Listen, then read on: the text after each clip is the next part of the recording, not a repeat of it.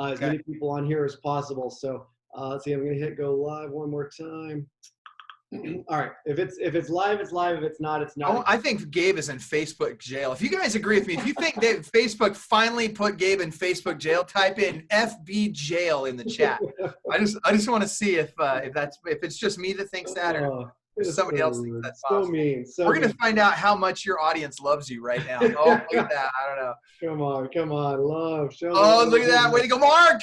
I love it. Mark's on my side. Mark's like, dude, Gabe's in Facebook jail. I don't know where you're at, but I'm going to stalk you. All right. Mark. Let's talk about this. You're right. There's a ton of doom, gloom, naysayers out there, but like you and I have done a few of these, but man, I am seeing it firsthand with our team. I'm seeing and hearing it with other teams. They are busy, and there's a ton of opportunity here. So, well, first of all, Michael, just in case, I mean, you're always talking, always online. I'm sure everybody knows who you are. Tell us who you are and just the 30-second down and dirty about Club Wealth, because I want to give you some credibility here. It's not just two guys hitting your chat, and we've both been through this crap. So who are you? Give us a little bit of background. All right, I'll do this super fast. So my name is Michael Hellickson. I'm one of the coaches. I'm actually, I technically, I guess I own Club Wealth. We've got over 67 coaches now at Club Wealth. Every one of our coaches sells more real estate than the people they coach. We're the #1 coaching company in the team space. Like as an example, I won't name the coaching company, but it rhymes with Fom Terry. Stop it. I'm just kidding. That has 10 times the number of clients we do, but our clients represent more transactions as a group than theirs does. So our average client does just about 200 transactions a year. And I sold real estate for just over 20 years, ran the #1 team in the country for a very long time. My team and I were doing between 120 and 180 transactions a month. And very consistently for a number of years. And at one point in time, we had over 750 listings in active and pending status. Specific to what's going on right now, I'll give you just a quick history. In about 2007, I was doing about 400 to 500 transactions a year. And between 2007 and 2009, so mid-2007 to mid-2009, my business went from about 400 or 500 transactions a year to over 1,000 transactions a year, like that.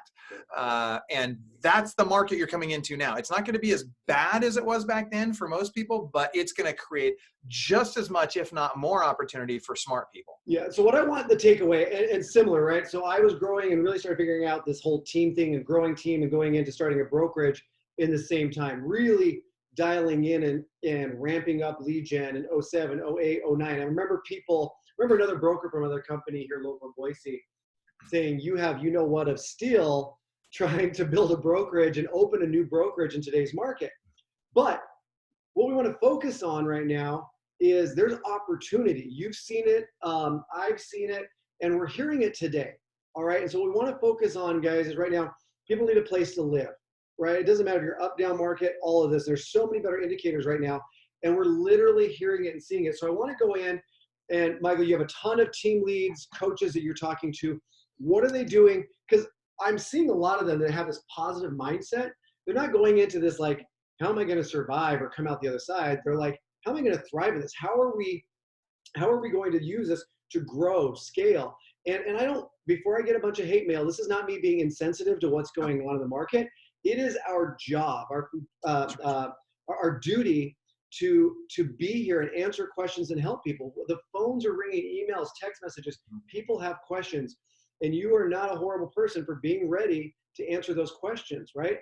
We're going to talk about focusing on the service, not the sale, but we know what's going on. If you don't, you should, so that we need to educate these people on whether it's listing, is it time, buying, rates, all of this stuff. So Michael, what are some of the things? I want some takeaways, and I want to do this in like 30 minutes, maybe 40 at the most. I agree. Everybody's keep it short and succinct and just bang it out. And I want some takeaways. What can people and spoiler alert, sorry. Now I'm going to be like Michael Hellickson and just keep talking. See how he likes it. I've taught you well, young Padawan. Spoiler alert, I don't think you're going to walk away with things you've never freaking heard of either. We're going to give you some tips, but I think you need to hear, again, things you've heard in the past, but apply it right now. So, all right, let's start. So what are some of the takeaways, and where can we start? Let me start by giving you guys some facts, all right? Let me tell you I'm going to give you the landscape. I'm going to give you some facts. I'm going to show you what the statistics are from back then to now. Like I want to show you how today is very similar to 2007. and specifically what happened immediately following 2007 so that you know what you need to do now. Now, first of all, the facts.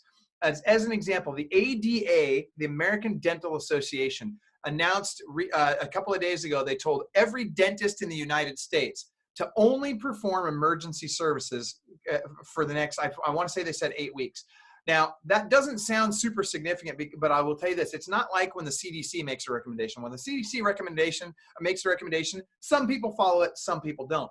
When the ADA makes a recommendation, if the dentists don't follow it, they have massive liability. So they all follow it. Well, here's the interesting thing. Only 2% of all cases the ADA that dentists see are actual emergencies. So 98% of their business just went away. Now, what's really interesting about that is, what does that mean? They just laid off, like several of my buddies that own dental practices and oral surgeons and so forth, they literally have just laid off virtually all of their staff. This is going to happen in the real estate industry as well. You're going to see panic, and you're going to see, for those of you that have teams, that this next 6 months is going to be the best time ever for you to hire amazing people. And that's the thing. If you want to really succeed in this market, what you do is you look at what everybody else is doing and you do the exact opposite. And again, not to be insensitive, we get it. There's a lot of people going through hardships right now. Rather than focusing on that, and there's plenty of focus on that out there right now, we're going to focus on how do we move you forward. Go ahead. But Michael, instantly I can already hear it. I can already hear it with the people who are watching and listening. Oh, wait a second. I'm not going to hire during this. I need to cut every dollar and watch every penny. How do you answer that? Then be like the other 98% of the people out there. That's fine. I'm not. I'm hiring like crazy. I hired 2 more salespeople last week. I'm going to hire as many as I can, as fast as I can. If there's one thing I'm ramping up, it's my ISA division. We're going to double the size of our ISA division in the next 6 weeks. There's no question. Like, that is our singular focus right now, or not single, I should say. That's one of our major focuses right now, is growing the ISA division. We're also always hiring the right administrative personnel. Now, if you're a tier 1 agent, you're doing 0 to 25 transactions a year, you're probably not going to go hire an assistant right now. And I'm not going to recommend that you go hire an assistant right now necessarily. But if you're in tier 3 or higher, so you're doing 75 transactions a year or more, you need to be always hiring. You need to always be doing it. Why? I will get to the why. Why should they hire these assistants? Because you never know when that person you can't live without is going to walk through the front door.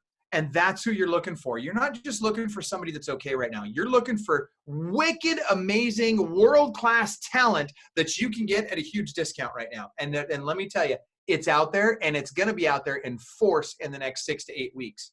I agree. And the other part too, guys, is most of us are or should be working from home right now, right? You have more time to be doing the things that we always make excuses, and I'm not trying to be insensitive, but we do. All the things we're making excuses that we never have time to do, our prospecting, our follow-up. And if we're doing that correctly now as we're going through, we are going to be insanely busy. A lot of agents are already still busy today, but as people are more comfortable coming back out of their homes to look at property, you need to be ready, and your team needs to be ready to be doing dollar productive activities.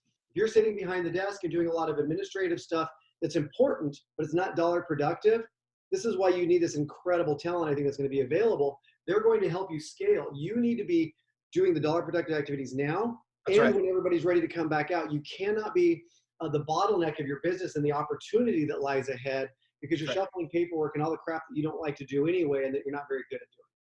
Well, and let's take that another step further. Everybody write this down. By the way, we're going to be talking to not just the bigger teams and all that stuff during this webinar. We're also going to be talking to people that are brand new in the business, people that are in that 0 to 25 transactions a year range. Everything we're going to talk about today is going to apply, or most of what we're going to talk about today is going to apply to everybody. But that being said, I want you to write this down. Probably the most important thing that you can remember from our call today: where there's chaos, there's opportunity. Write that down. Where there's chaos, there's opportunity. You guys, there are 3 types of people that are in America right now, 3 types of real estate agents that exist out there right now. There are the agents that are going to figure out that where there's chaos, there's opportunity, and they're going to go out and they're going to get more. They're going to grow. Then there's going to be the agents that are going to kind of do their thing. They're going to be kind of in the middle. They're not going to really commit to just really crushing it, but they're also not going to fall apart. Then there's going to be the agents that fall apart, that cocoon up, that crawl into a fetal position and hide in the corner. And let me tell you something, you got to decide right here and now which one of those agents you're going to be. And I'll tell you, that middle agent, if you're not moving ahead, you're moving backwards. That middle agent is at risk. And those are the ones I'm really hoping to reach with this.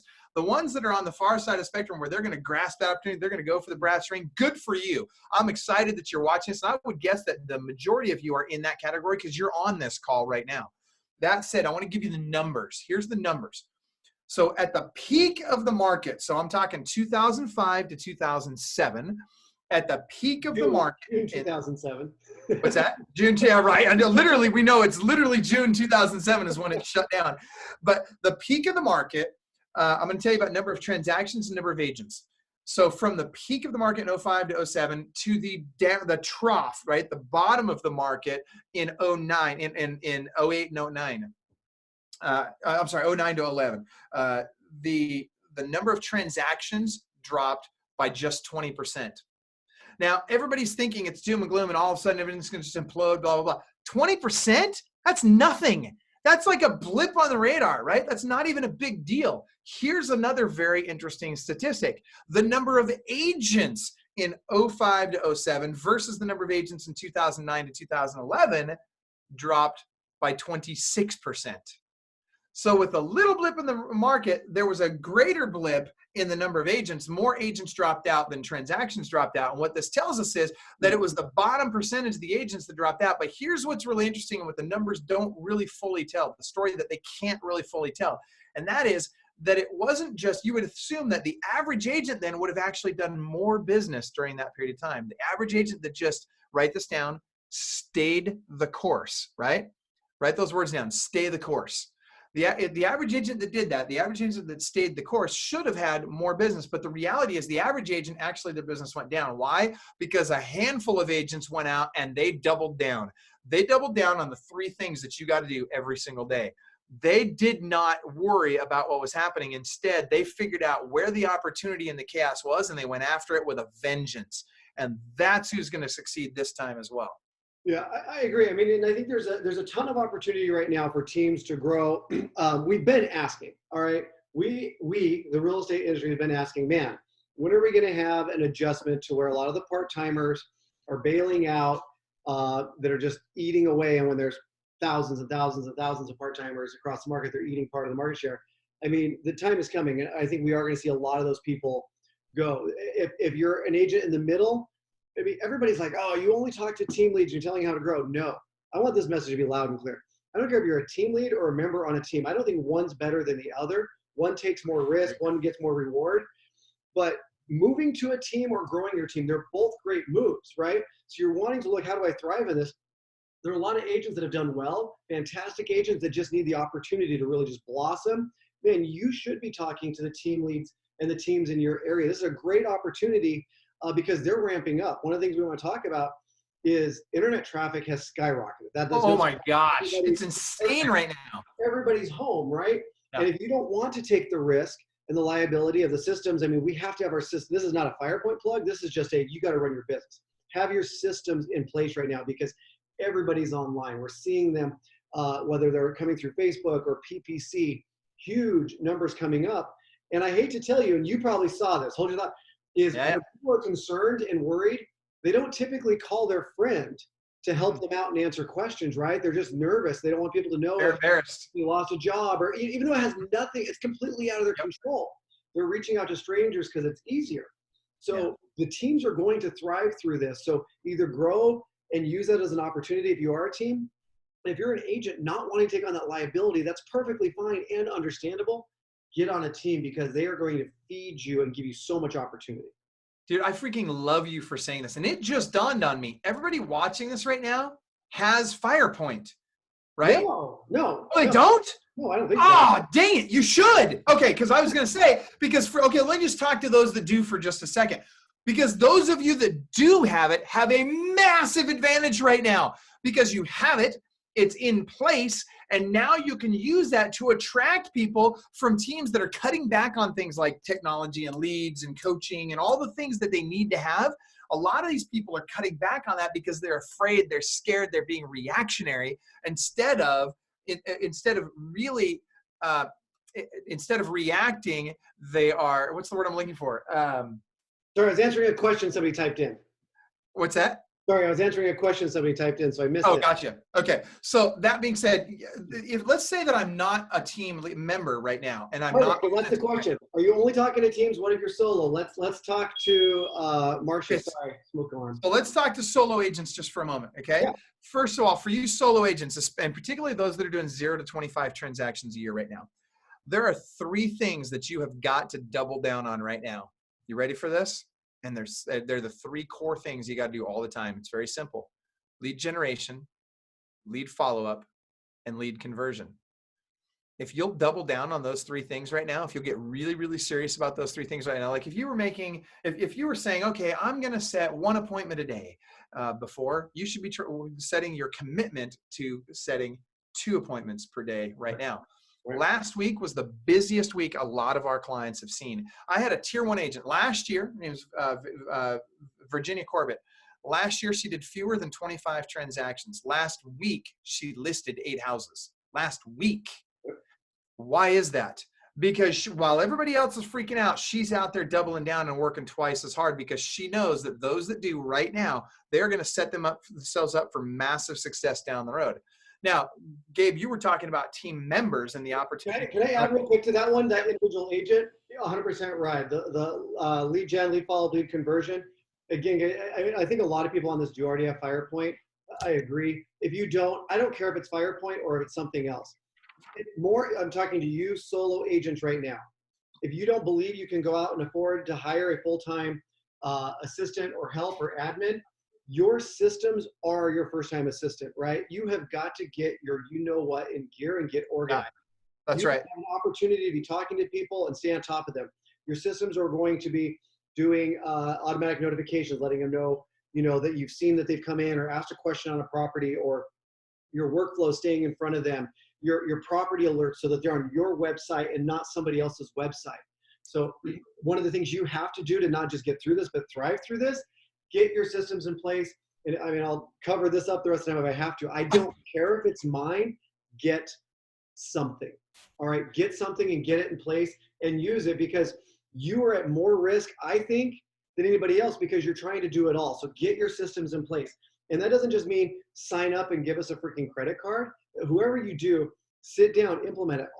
Does it speak your voice? Do you have your campaigns reflecting who you are in your market? Is it reaching out? Is it texting these people when they're coming in, these opportunities into your system, asking questions, letting them know, that you've received it and you'll follow up? Like, you're a one-man or one-woman operation. Your systems are your 24/7, never get sick, never call in, never take vacation assistants that are helping you so that you can grow and scale.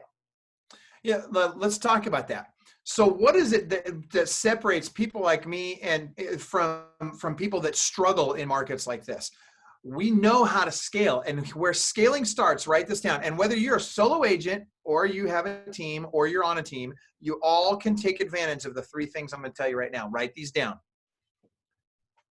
Every single thing in your business you're going to look at, and you're going to treat it with, you're going to apply these 3 things to it. You're going to automate everything you can. Every single thing that you can possibly automate in your business, you're going to automate. I just had this discussion again with my team this morning, where we had a couple of things come up and we figured, okay, how can we automate that process? So you're going to automate every single process in your business you can. Then you're going to delegate every single thing that you possibly can that's absolutely necessary to be done. And then anything that's left over that's not absolutely necessary in your business right now, you're going to eliminate it entirely. When you automate, delegate, and eliminate, you can achieve scale. But you have to do those 3 things. Now, delegation does not necessarily mean that you have to hire someone in-house. I'll give you an example. It starts very simply. For someone who's not on a team, start delegating your transaction coordination to an outside TC service. Very easy to do, not super expensive, and it will free you up to focus on going and getting more business. Because let me tell you this, you're going to make a whole lot more money bringing business in than you ever will handling the business you have. Michael, I can't afford that $300, $350 out of my commission check at closing. I can't. Yeah, but Gabe, you can't afford not to. And that's really how you guys have to look at this. You have to understand that. Watch your time. What's your time worth? Let's calculate. And Gabe, you do a great exercise on this. You just did a spreadsheet yesterday on a webinar with me. But I'm just going to tell you, we did some numbers, and I say I'm going to take partial credit for the work that Gabe did entirely on his own, because that's what we do. Yeah. So Gabe walked through an exercise, and we used very conservative numbers, like low purchase price, low commission. So I think we did like a $3,000 average commission, or something. Or I'm sorry, $300,000 average sales price. Split. That's right. We did $3,000 sales price, 50-50 split on a 2.5% commission. I mean, we're talking as low as we can possibly go. Now you start doing those numbers, and here's what was really interesting. That agent, and we guessed high on the number of hours it takes to do the sales part of the work, that agent is still making well in excess of $100 per hour. It was just under $150 an hour. So answering, I can't remember her name, Marcia, you really need to sit down and understand how much time. And if you focus, and again, this is saying, if I replace that time, whether it's an hour, 2 hours, but you can't, it is actual real work, and put it into the three things that Michael said, the lead generation, lead follow-up, lead conversion. How many of those hours does it take to generate another deal? And just use your average commission. You are that person more than pays for them. They're an ROI source for you. And these are the difference makers. You signed up because not how are people getting through this, but how are they going to thrive? That's it. Sorry, soapbox here. But if you're not willing to do that, that's where you really need to look in the mirror and go, I think I might be better off on a team. You have great potential. You're a great agent and all that. But if you don't want to take the risk and scale up, then take all that out, because a lot of these teams, they're paying for the systems, the automation, the lead generation, the lead follow-up, because they're hiring the ISAs. They're handing off the warm to hot leads to you. You go do what's best, and you don't have everything else taken away. There's nothing wrong with that. That's a great living with low risk and low stress. I want everybody to type into your screen right now, into the chat box there. I want you to all type in, those of you that are not on a team or leading a team, I want you to type into your screen. We got a whole bunch of people on the call, so I should see a lot of answers to this. Give me a reason why you would not want to be on a team. Give me a reason why you would not want to either be on a team or start a team. And I'll tell you this, be thoughtful about this. Give me the hardest reason. Give me something that you don't think I can resolve. Give me a concern or an objection that you don't think I can resolve, because I'm here to tell you that if you are not on a team or building a team in the next 5 years, you're going to struggle in this business. And if you don't believe, have you ever seen Hans and Franz on Saturday Night Live? They say, "Kill me now, believe me later," right?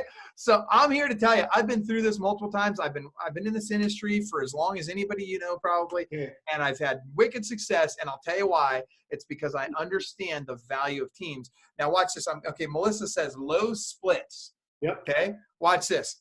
We just showed you an example of where someone's on a 50-50 split and they're still making over $150 an hour. Now, I'll bet you anything that anybody on this call is worried about low splits. If I went through your last 12 months and I did an analysis of how much you ended up making per hour of work that you put in, I can almost guarantee it's far less than $150 an hour. And the reason is because you're doing a lot of crap that you shouldn't be doing. You're spending a lot of time on low dollar per hour activities.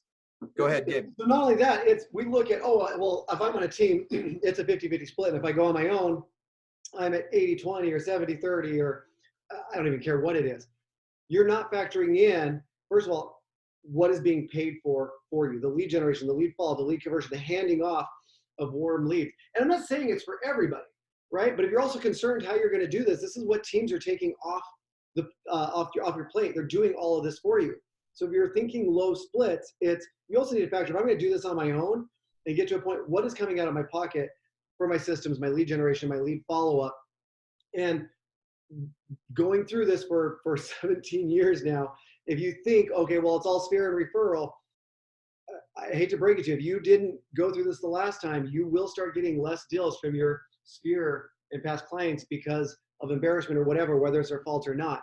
So we're not saying you have to join a team, but if you want to come through this and look at the opportunity, I would be starting a team.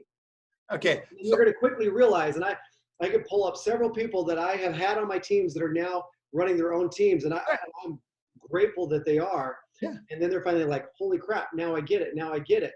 And again, either one is great. If you don't want any of the stress, any of the liability, join a team. It's not a lower split. It's lower risk, lower stress, lower everything. And you're just getting the warm, hot handoffs. And there's a ton of value in that. Okay, so I'm going to touch on teams, and then I'm going to come back to sphere of influence. It's a very important topic. I'm glad you brought it up. But on teams, just really quick, there's lots of variations of what a team looks like, you guys. There's no one answer to what a team has to look like. That doesn't mean that you have to work for someone who's your team leader and you're whatever. A team could simply be you have an assistant. You're a team now. Or it could be you're outsourcing your transaction coordination to someone. They're part of your team now, even if it's just you and them. That's okay. What we're saying is if you don't learn how to leverage other people to help you with your business, you're going to struggle in the coming 5 years. And furthermore, everybody on a team, the team members, we just saw a comment. Michael mentioned, oh no, was it Michael? Hold on. It was Michael. I just joined a team. Best thing I ever did. Right. I've got a team member that's going to be speaking at we've got our big event. We just yesterday made the announcement that instead of it being in person now, based on what's going on, we just wrote a big fatty check to get out of that venue, and now we're going to be going to do it virtual. But one of our speakers is a team member. He's a buyer agent on a team. He made $80,000 net to him in Q1. That was just Q1. What's he going to make this year? He'll be somewhere between $300,000 and $350,000. Yeah, and I don't know who it is, but I can venture to guess. He didn't pay for lead generation. Nope. He didn't pay for the CRM, for the lead follow, for the ISAs, and all of that. Yes, it's a lower split, but there's a cost of doing business that you have to factor into that. So I want to get to a couple questions. Sorry. Hey, hang on really quick. Before we do, let me share this with you. Think of it like a co-op, you guys. Farmers now, like if you're a wheat farmer in America today, you have to have very expensive equipment to harvest that wheat. A combine can easily cost $1 million to $1.5 million. No joke. They're wicked expensive. They're controlled by GPS, all this crazy stuff. What the farmers do is they get together now because most of them can't afford to go buy $1 million piece of equipment. So they form a co-op. And what they do is they share that piece of equipment. So 7, 8, 10 of these farmers will get together. They'll each pitch in $100,000 and they'll go buy this combine and they each share it. Guys, that's what it is. That's really all it is. 100%. Go ahead. Well, Michael, thank you for your patience. What is the best lead gen service for someone who is new to an area, actually even new to a state? So I'm going to jump in first. Have your systems in place, right? So you can do it to where it's paid service. I'm a huge fan of PPC and Facebook. They're super low cost, but I want to be very, very clear, Michael, anybody listening. PPC, pay-per-click, and Facebook, super inexpensive and they've dropped, but that is not business today.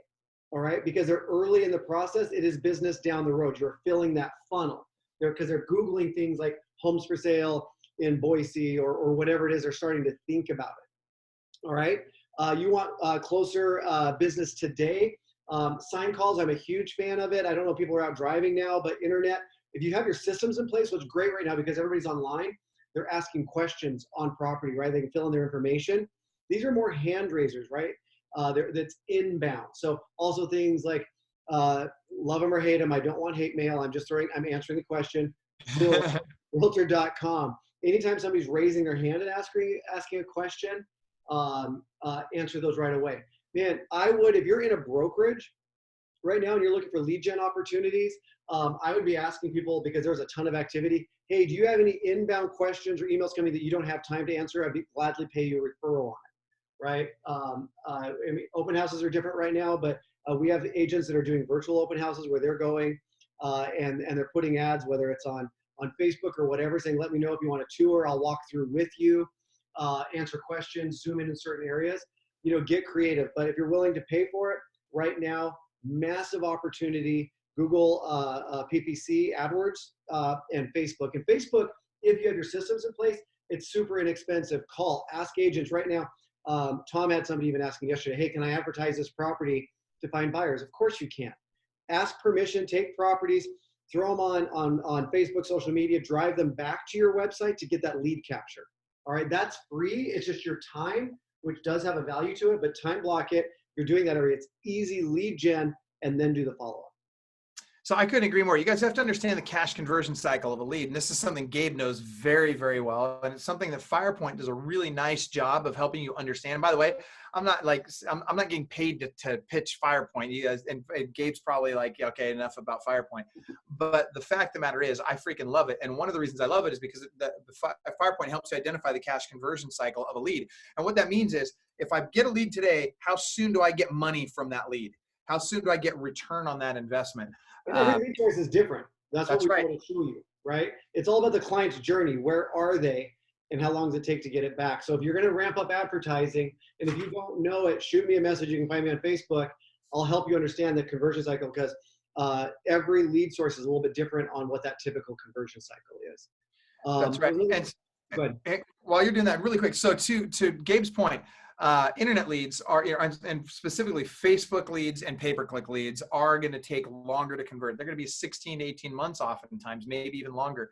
That being said, sign calls are still great, even right now. Believe it or not, open houses, look, depending on your area, and look, the next few weeks, who knows what's going to happen. But right now, we've had people really doing well with open houses. And some of you might not want to do open houses. Some of you might say, look, I'm going to still do houses, but I'm going to take precautions, and I'm going to provide precautions for the visitors that come. So if you're going to decide to do open houses, and by the way, we've had people this last week that had literally between 70 and 150 people out to their open houses last week because people got nothing else to do.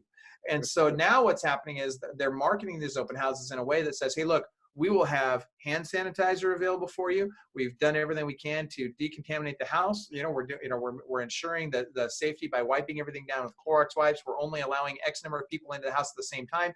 Please be patient. You may have to wait in your car for a few minutes while the previous couple leaves, that kind of thing. What you have to do again is you have to look for the opportunity in the chaos. Yep. And if you'll do that, you'll be far ahead of everybody else. Right now, and I want to get to another question before I lose it here. Okay. Right now, guys, it's not even so much, I want you to get us out of the mindset, because I can't tell you how many people have messaged me or asked me saying, hey, Gabe, what's a great script to overcome the objection that they don't want people in their house, or they're afraid to go to an open house? If it's an objection right now, I think we just have to be aware of that and accept it. There's not a magic script to overcome it. If right now there's a concern, let it be a concern. Just let them know you're available. Perfect. You know what? In the meantime, hang out on corehomesearch.com, whatever your website is. We're updating that with the MLS all the time. Ask your questions, save your favorites. So when you're not concerned anymore, we're ready to rock and roll. Just be there and be a voice and a point of service, so that they know when they're ready that you listened and you're ready to go. But all the more reason why you have to have that help and systems in place. So I want to get back to, someone says, my team, my brokerage, I don't see it now, but my brokerage doesn't allow teams. So, I mean, here's the thing. Michael touched on this earlier. Do you work with lenders? Do you work with home inspectors? You're a team. All right. That's right. And again, I can't imagine, I'm going to go on a limb here. Your brokerage doesn't say that you can't have systems in place, right?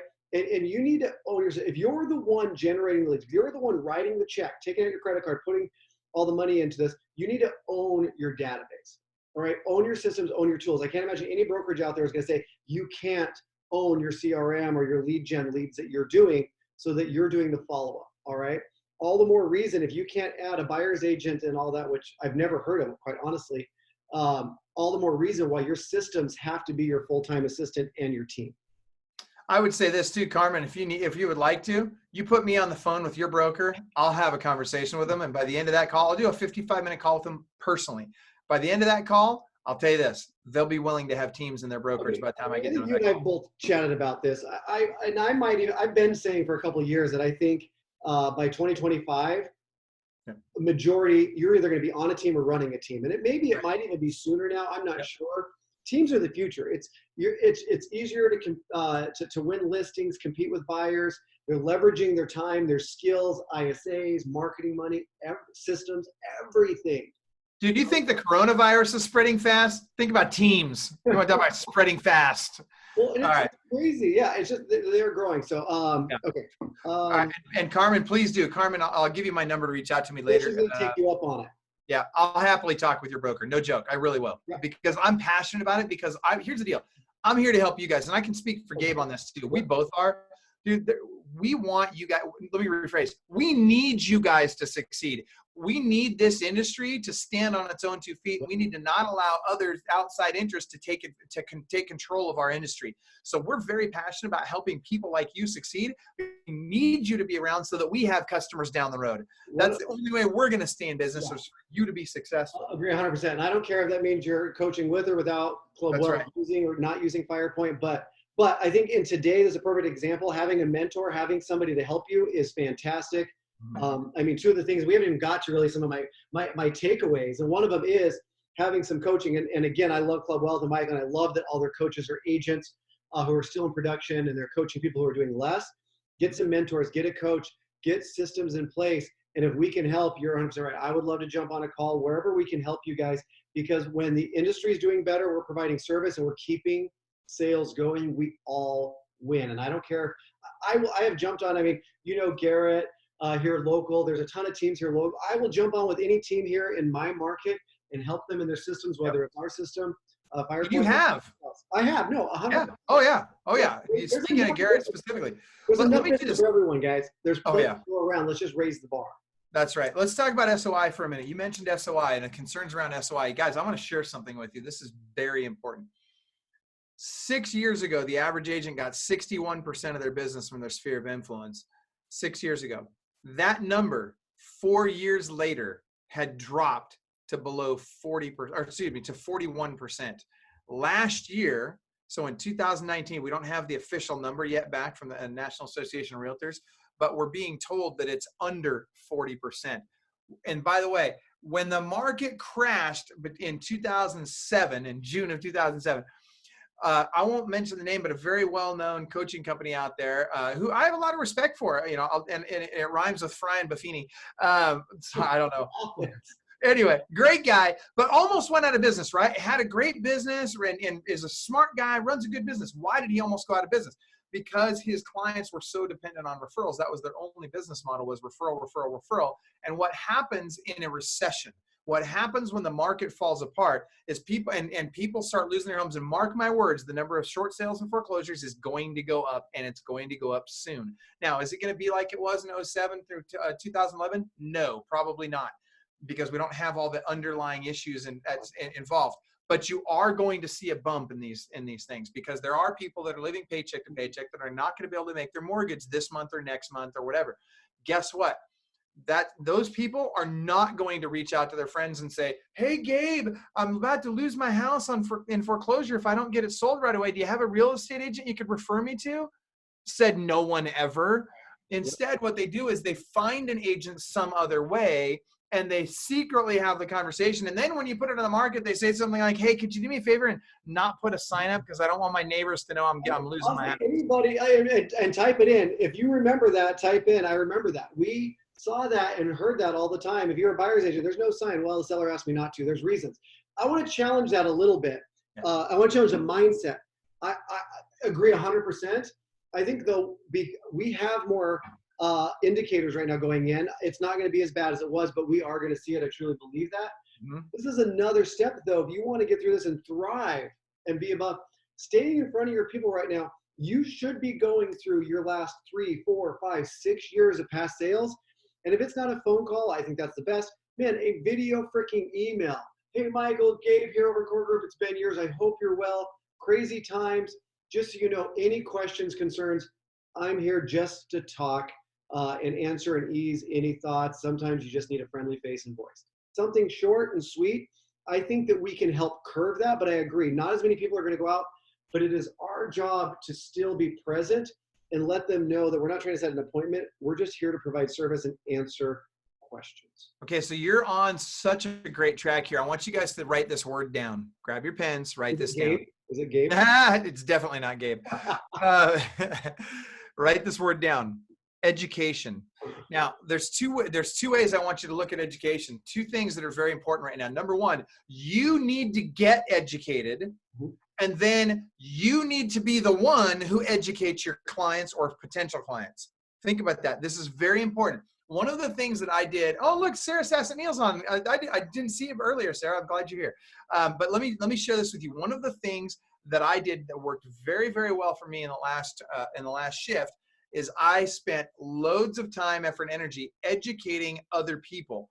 And by giving education and giving it freely, I didn't even charge for it. By giving education to people in my marketplace, I became the resource. And so when it was time for them to do something, I was the natural conclusion, because I was never trying to sell them. I was always simply educating them.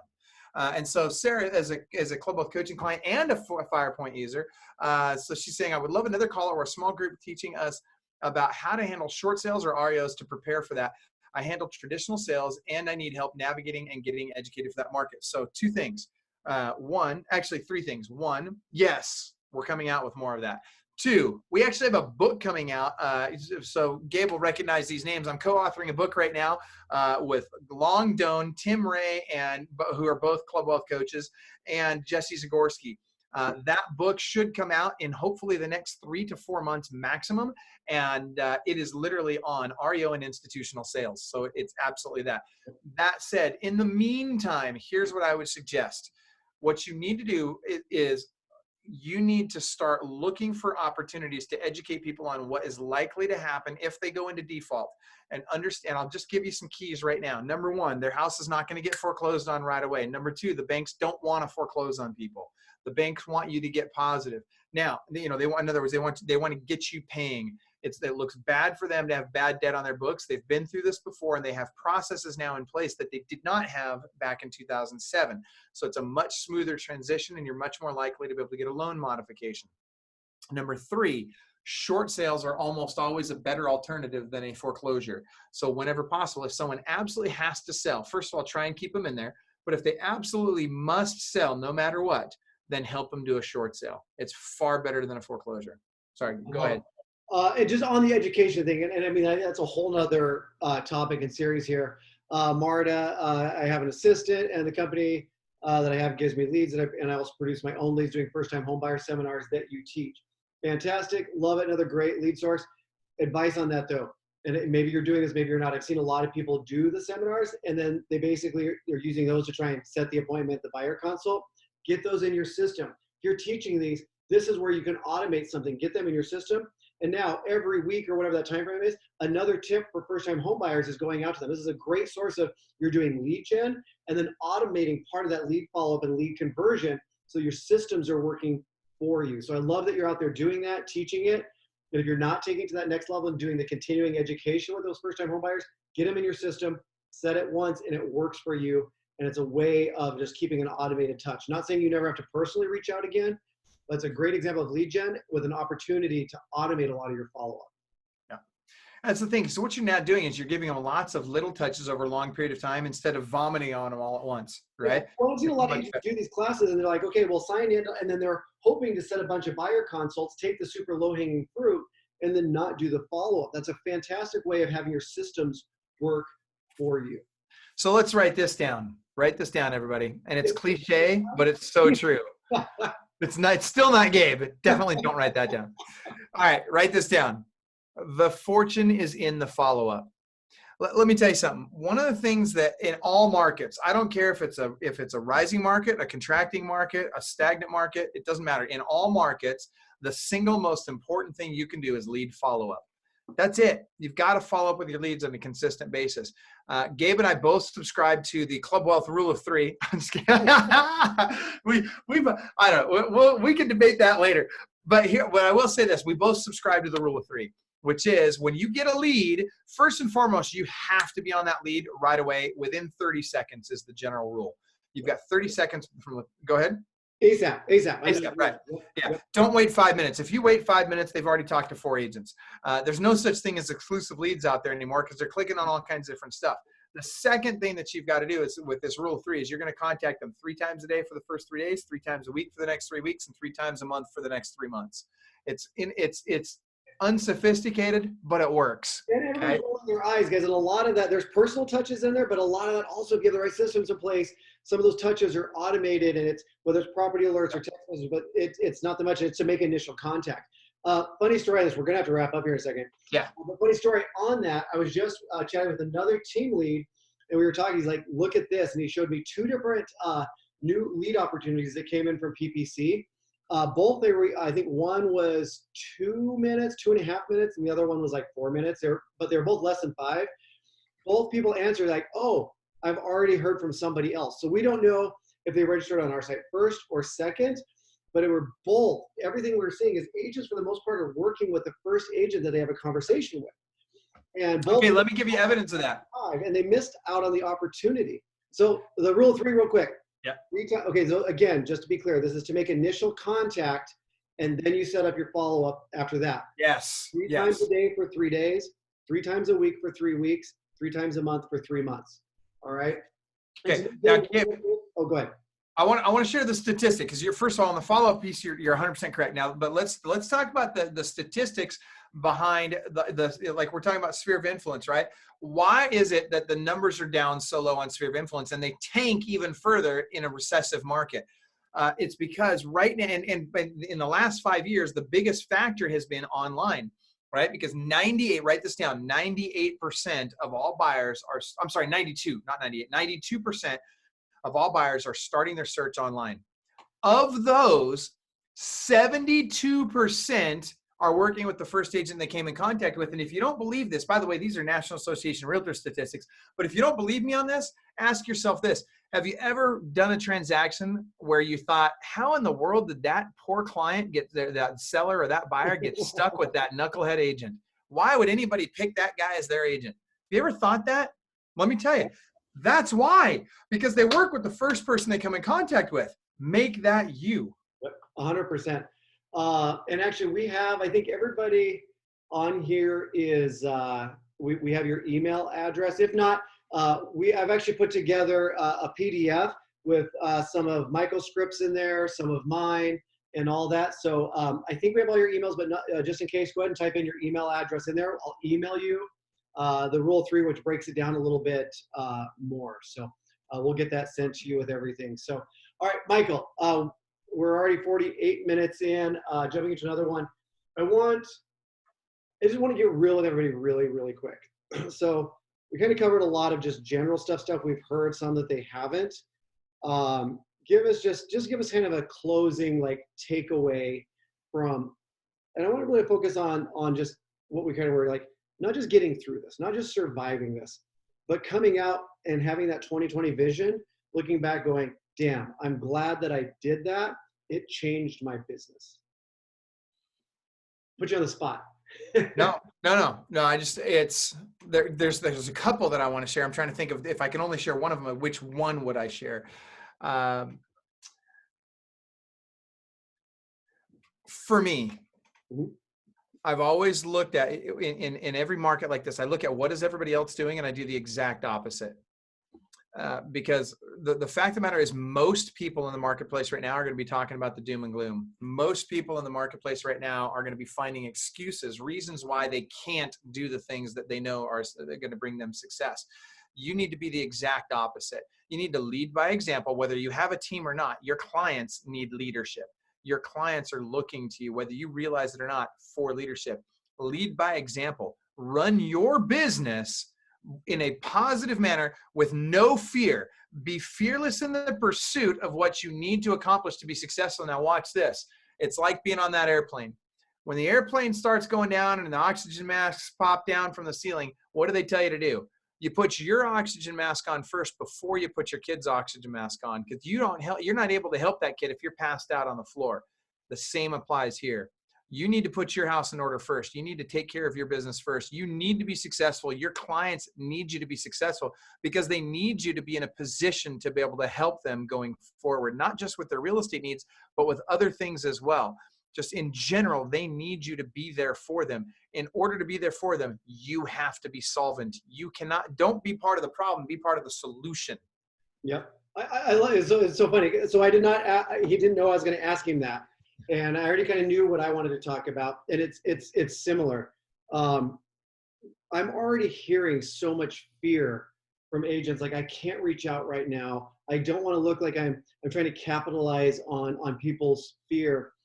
And we have to realize when we were going through this in 07, 08, 09, if you got contacted by somebody in your sphere or a family member, and they just said, man, I'm struggling, I'm not making it, or I lost my job, I need your help. Or somebody commented on first time, man, I'm a first-time home buyer, I don't know this is the right move. Walk me through this, I'm scared to death. Guys, in a normal market, we rise to that occasion and we provide service, and we're there as this partner with them to go through it arm in arm. And we should not be changing that mentality right now, that thought. We need to be available. If you really get into your systems and look, who's on my site, who's saving properties, who's doing things, these are the people that are curious what's going on. It's the whole freaking country. All right, be available. You cannot be afraid right now to reach out. And when you reach out, Michael's heard me say this a million times, just focus on the service, not the sale. I don't need you to reach out and set an appointment, right? Your sphere, your past clients, people on your site don't need you to reach out and set up a showing time. If they want that, they'll ask for it. But they do need to know that you're there and that you're willing to help, that you're working, that you're able to go out, or you have a plan in place to get them the information they want. We would do it in a normal market. If divorce, death, whatever it was, those people are scared going into that transaction, whether it's a buy or sell, and we help them all the damn time. This shouldn't be any different, and you just really need to focus on that service, not the sale, and stay visible. Dude, you are so right about that, Gabe. You guys, listen, the worst thing you can do is call somebody up right now in your sphere of influence and say some corny script like, oh, by the way, if you were thinking about buying or selling a home or had a friend or family member who was, do you have a real estate agent you'd refer them to? Like, that is the worst thing you could do. That is the most self-serving script on the planet. Don't even bring up real estate. I had somebody the other day on a webinar ask me, hey, Michael, how do I change the conversation to real estate? You don't. That's how. If they want to talk real estate, they'll ask you about real estate. They know you're in real estate. You don't have to cram it down their throat. Now's the time to just reach out, be human, be authentic, be real with them, love on them, and believe me, they're going to ask. So how's this affecting the real estate market? So how's it affecting your business? Then you have permission to talk about real estate, but you don't, not only don't you need to, you should not bring real estate up in that conversation. Just be a sounding voice. They have questions. They know what you do. They're on your website. And if they are registering, they're typing in their name, their phone number. It's not like you're going to the phone book and finding them. Just be available and just really, I just stop and think like, man, there's so many times that I'm helping people when they're scared to death. They're just frozen and I'm there to help. That's now, it's no different. So just keep being authentic, being you, provide great service, but stay visible. Just stay visible right now. So, all right, we covered a lot, man. Thank you so much. I definitely want to do another follow-up on short sales. We've got a lot to talk about. And again, I don't want to focus on buyer. Like, we're going to see this again. We knew it was coming. Eventually there would be some trigger. So I want to do this again. Michael Hellickson, Club Wealth, clubwealth.com. If you guys haven't checked it, tons of free resources, all of that. Check them out. You don't have to reinvent the wheel. They've done a lot of this. We failed a lot, Michael more than me. That's a compliment, by the way. It is a compliment. That's how we learn. So, Michael, thank you so much for joining. I greatly, greatly appreciate it. Thanks for having me. And, you know, all right, take care, guys. Yeah, bye-bye.